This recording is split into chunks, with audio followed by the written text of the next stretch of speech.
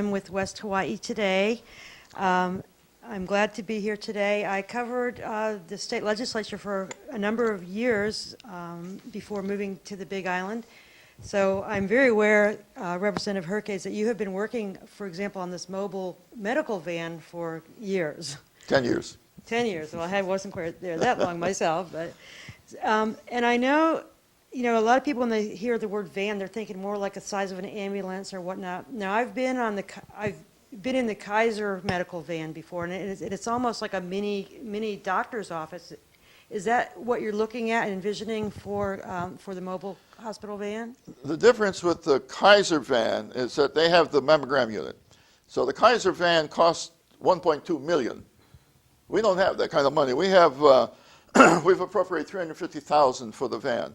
But you know, there's a lot of vans that were used in Iraq and other areas that might be available to us. And so I know the Kona Hospital is looking for that. But it will be a full-on clinic. A full-on clinic. Now, let's say a school bus goes off the road or a bus goes off the road in South Kona. You take the van down there. It's like a miniature hospital. You stabilize everybody. You get an ambulance to get them out of there and into the nearest appropriate hospital facility or to Honolulu. And I'm so delighted that we're finally going to get it. So what's your time frame, you think? They have the money, and they promised me they're looking on buying it. And they have to. I was able to get an agreement with the HMSA Foundation to fund the operation of the van for 2 years. Well, HMSA Foundation is kind of broke, but between HMSA and the HMSA Foundation, they have agreed that they will have a contract with Kona Hospital to fund the operation of the van for 2 years. And after 2 years, I'm sure we'll have a better idea of how valuable that is to schools and to the rural districts. Well, we're talking about health care, and before I relinquish the microphone, can we talk about hospitals? I know that the publicly funded hospitals have gone through quite a few years of turmoil. There was a point where Kona Hospital was not even paying its bills, and there was in danger of actually having their vendors stop sending them needed medical supplies. Has that situation stabilized?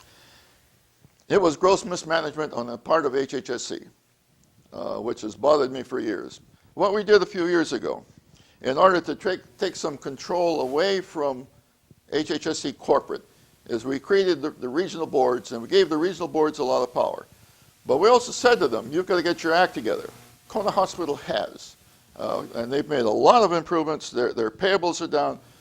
We know that as a state, we have an obligation to provide a safety net. We know that it's going to cost us money, but we want to make sure that they're operating with some degree of efficiency, and we've certainly moved in that direction.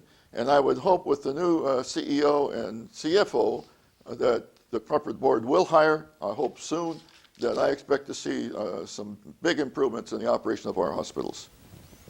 So it's a question of management, and there's still, will there still be money, especially in this down economy, to help? The state still has to help some, right?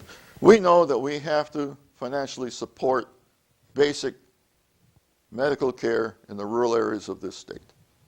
We know that. But we need to change our mindset. We had the plantation hospitals. That doesn't work anymore. Like I said before, we need more clinics, more mobile medical vans, better way to get them to facilities like Hilo or Kona Hospital or Honolulu.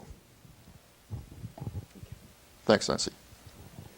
Nancy probably has better questions than I can come up with here, but I'm Dave Cargan with Big Island Video News, and thanks for inviting me here. I'm usually hiding behind the cameras like the people here. Now you're on camera. Now here I am somehow, magically. I guess two things come to mind, and one's actually maybe more of a county issue, and one's maybe more of a federal issue, but I'm thinking about water, and I'm thinking about the federal, the disaster relief loans, these loans that have been offered. I guess first of all, the water issue, the issue with the county water spigots, and the considered limiting use of those. I know they're going to formulate a water task force now, and they're not going to go ahead with any kind of bill. But did you have an opinion on that? I was in the county council when Mayor or council chairman, I think Yamashu, made sure that the spigots were available for free, and that is being paid for by county civil defense. I think we need to I think we need to take a good hard look at the distribution of water systems in Hawaii. I live at the volcano. It's interesting that there's enough water at Keho Ranch right above us that KMC has a water line running right through our subdivision down to KMC, and you would think that the County Department of Water Supply would at least give us a spigot or some access to that line. They could care less, and that's what troubles me. I think there are some 24 independent systems on the state, not even interconnected. All of the resort developments had to develop their own water sources. I think we need to take a good hard look at the overall impact of water distribution on this island. Honolulu Water Supply said water is man's most important need. Come on. Let's get with it. Let's get water to the people. The disaster relief Yes. loans. Yes. I guess we had one for the VOG, and we also had one